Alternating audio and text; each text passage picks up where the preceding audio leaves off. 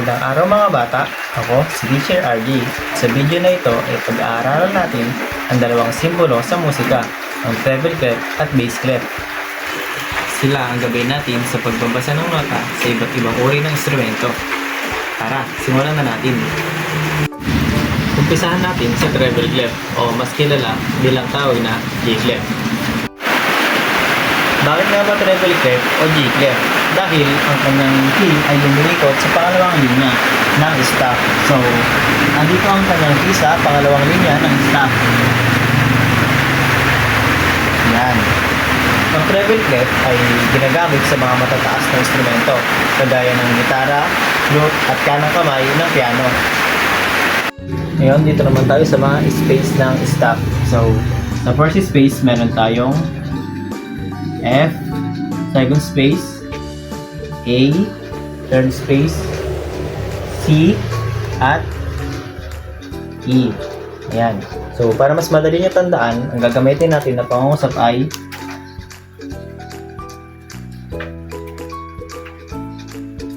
ayan, space. So, nagagets nyo ba mga bata?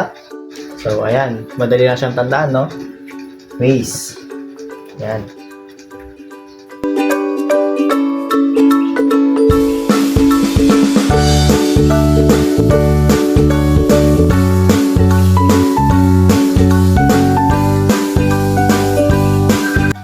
Yan, yun lang ang mga tatandaan nyo sa G clef. Di ba madali lang? Ngayon, sa susunod naman ay ang bass clef. Ayan, so alam nyo na ang mga nota sa G clef. Ngayon, pag-usapan naman natin ang bass clef o F clef. Ang simbolo nito ay may dalawang tuldok sa ika-apat na linya ng staff. So, dito, ang key na ito o ang nota na ito ay F. Yan. Key of F yan.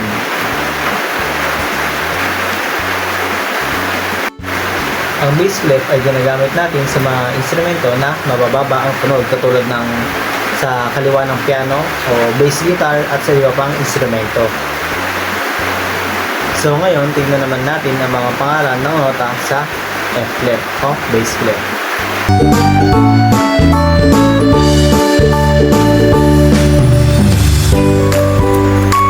Sa mga linya nito ay ang mga key na G, B, D, F, at A.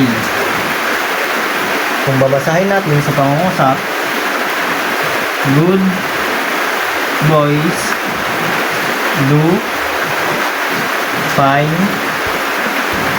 always. Yan.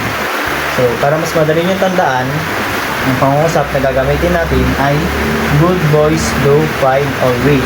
Ayan. Tandaan nyo yun ha. Ngayon, dumako naman tayo sa kanyang mga spacing. So, sa first space, meron tayong A, C, E, at G. Para mas madali nyo tandaan, all cows eats grass. Ayan. So, madali lang siyang tandaan, di ba? Basta, lagi nyo tatandaan ang pangungusap na all cow eats grass. Ayan. So, ngayon, ituturo ko naman sa inyo kung ano ang pinagkaiba ng treble clef at bass clef. So, madali lang yan. So, pag itong G, yan, sa treble clef, ang G niya ay nasa second line. Ngayon, pag sa bass clef, di ba, sabi ko nga sa inyo kanina, mas mababa yung tunog niya kumpara sa treble clef. So, ang G niya ngayon ng bass clef ay nandito sa first line. Yan. So, ang treble clef ay nasa second line. Ngayon, bababa lang tayo ng isang space or isang linya. Andito na siya sa first line. Yan, sa spacing naman tayo. So, ganun din sa spacing. So, pag ito, sa bass clef, ito ang A, C, E, at G. Yan. So, So A, C, E, at G. So sa treble clef naman, ang first space niya ay F, A, C, at E.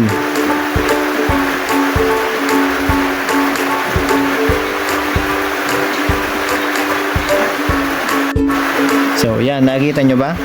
Etong E, parang binabalang natin siya ng isang line or isang space, di ba? Kung yung E ay nasa fourth space, yung E naman dito sa base clef ay nasa pangatlo. So, nagbabalang tayo ng isang space o isang line. So, yan. Paano naman kung sa line tayo? So, meron tayo ditong G, B, D, F, at saka A.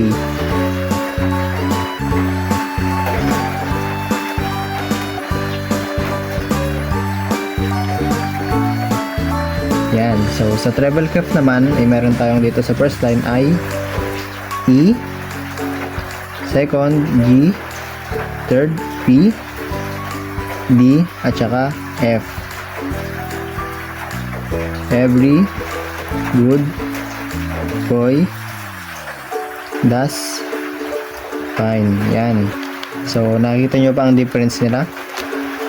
So, ang F dito sa base clef ay nasa fourth line. So, ang F naman ay sa treble clef ay nasa fifth line. So, nakikita nyo ba na umakyat lang ng isa? Yan. Umakyat sila ng isa, no? So, ganon din sa D. Ang D ng treble clef ay nasa fourth line. Ang D naman ng bass clef ay nasa third line. So, yun lang ang kanilang pagkakaiba. Magdadagdag ka lang o magbabawas ka lang ng isang linya o space. So yun. So, basically, pag nasa G clef tayo, ang kinaibahan lang niya sa bass clef ay ito ay pababa o mababa, o sa treble clef naman ay pataas. So, mas mataas ang tunog ng treble clef. Ang bass clef naman ay mas mababa. Ayan, maraming salamat sa inyong panonood. I hope na may natutunan kayo. Alam niyo lang pagkakaiba ng treble clef at bass clef ha. Hanggang sa susunod na video. Paalam!